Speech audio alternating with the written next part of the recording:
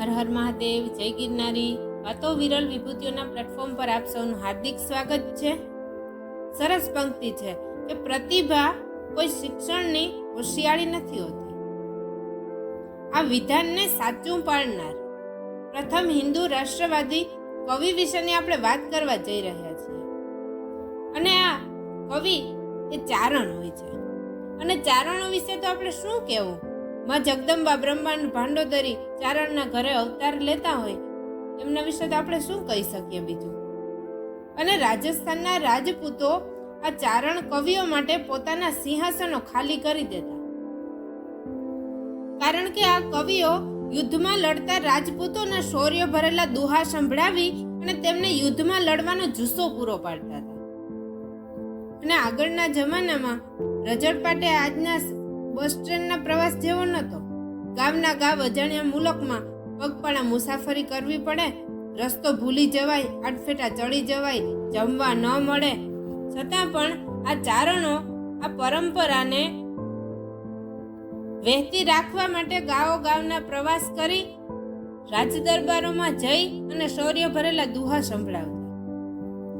મારવાડ રાજ્યના ધુંધલ ગામમાં એક ખેડૂતના ખેતરમાં એક બાલ શ્રમિક સિંચાઈ કરી રહ્યો અને તેનાથી પાણીની આ નાલી બંધ ન થઈ તેના રેતી ધોવાઈ ગઈ અને પાણી રોકાતું નથી. તેથી એ ખુદ ત્યાં પાણીમાં બેસી જઈ અને પાણીને બીજી બાજુ ફંટાતું રોકે છે.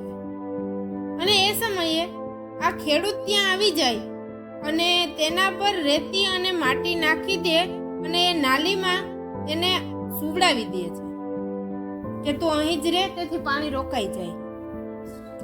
આ વખતે ત્યાંથી સામંત ઠાકોર પ્રતાપસિંહ પોતાના ઘોડાને લઈને નીકળે છે અને પાણી જોઈ અને ઘોડાને પાણી પીવડાવવા માટે આવે છે. અને ત્યારે એની નજર આ બાળક પર પડે છે. એ આ બાળકને પોતાની સાથે લઈ જાય છે અને તેને શિક્ષા અને દીક્ષા પૂરી પાડે છે.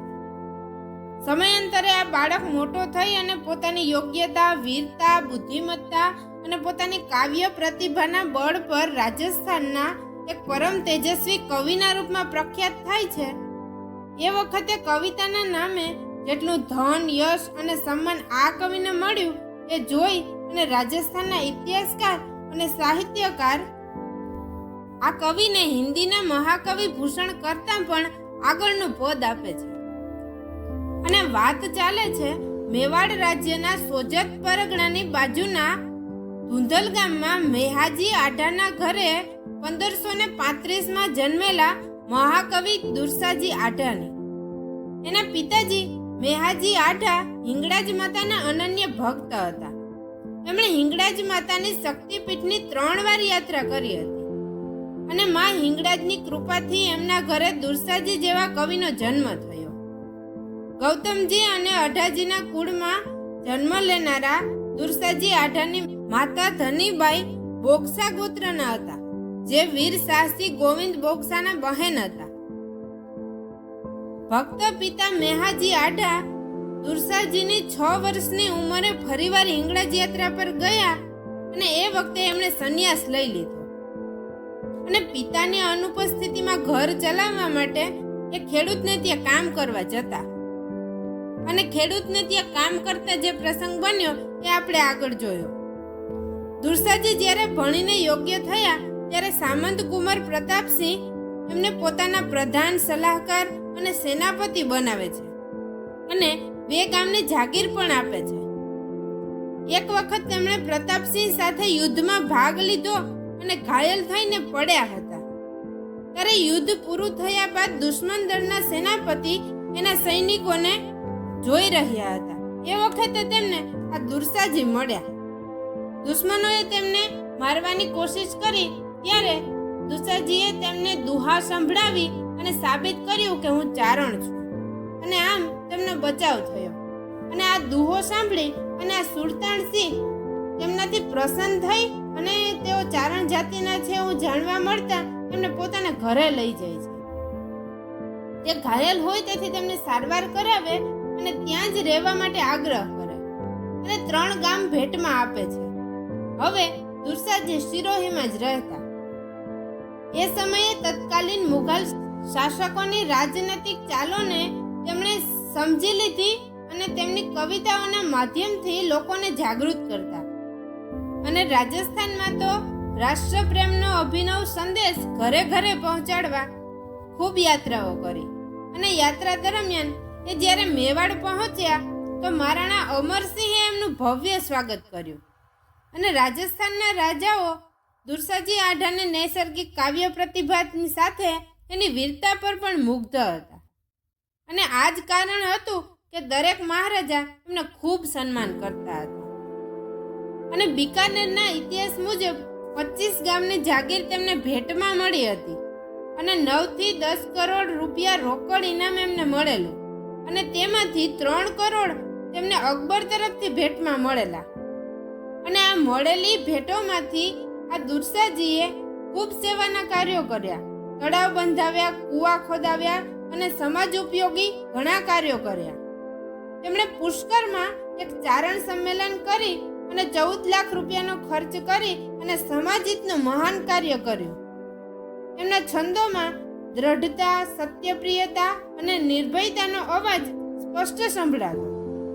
તેમના 3 મહત્વના ગ્રંથો છે: વિરુદ્ધ છોતેરી, કીર્તાર બાવની અને કુમાર અજાજીની ભૂચરમોળીની ગજનર.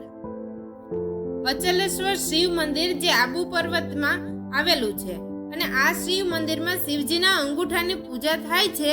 આ મંદિરમાં શિવજીની સામે નંદીની મૂર્તિ પાસે દુરસાજી આઢાની પિત્તળની મૂર્તિ મૂકવામાં આવી અને તેના પર 1628નો એક લેખ છે. એ અનુસાર એમની આ મૂર્તિ તેમની જીવિત અવસ્થામાં જ સ્થાપિત થઈ હતી. અને આવું સન્માન ક્યારેય કોઈ બીજા કવિનું જોયું નથી. અને પદ્મનાથ મંદિર શિરોહીમાં પેલેસની સામે હાથી પર સવાર દુરસાજીની મૂર્તિ પણ ખૂબ મહત્વપૂર્ણ છે, જે એમના અતુલ્ય સન્માનનું પ્રતીક છે. અને લેખ અનુસાર આ મૂર્તિ પણ એમની જીવિત અવસ્થામાં જ સ્થાપિત થઈ હતી. અને કોઈ કવિની આવી મૂર્તિ સ્થાપિત થઈ હોય એવું કદાચ આ પહેલું ઉદાહરણ છે. અને 1655માં તેઓ મેવાડના મહારાણાએ આપેલા પાંચેટિયા ગામમાં અંતિમ શ્વાસ લીધા. દુરસાજીની નજરમાં ઘોર અંધકારમાં પરિપૂર્ણ અકબરના શાસનમાં જ્યારે બધા રાજાઓ ઘોર નિંદરમાં સૂતા હતા ત્યારે રાણા પ્રતાપ પેરો ભરતા હતા. રાણાના પ્રાણ, પરાક્રમ અને પુરુષાર્થ પર મુગ્ધ કવિએ લખ્યું છે: અકબર ઘોર અંધાર ઉંધાડા હિન્દુ અવર, જાગે જગદાતાર પોહરે રાણા પ્રતાપસિંહ. દુરસાજીને પ્રથમ હિન્દુવાદી રાષ્ટ્રભક્ત કવિ કહેવામાં આવે છે. તેમણે અકબરની સામે રાણા પ્રતાપની પ્રશંસા અને અકબરની નિંદા કરી હતી, અને એ પણ એના જ દરબારમાં. અને ત્યારે સ્વયં અકબર પણ એમનાથી ખૂબ ચકિત થઈ ગયેલા. અને તેઓ તેમનું સન્માન કર્યું અને આદર પણ કર્યો. અને મહારાણા પ્રતાપ વિશે એમણે બિરુદ છોતેરી લખી, જે ઇતિહાસનો એક પ્રસિદ્ધ ગ્રંથ છે.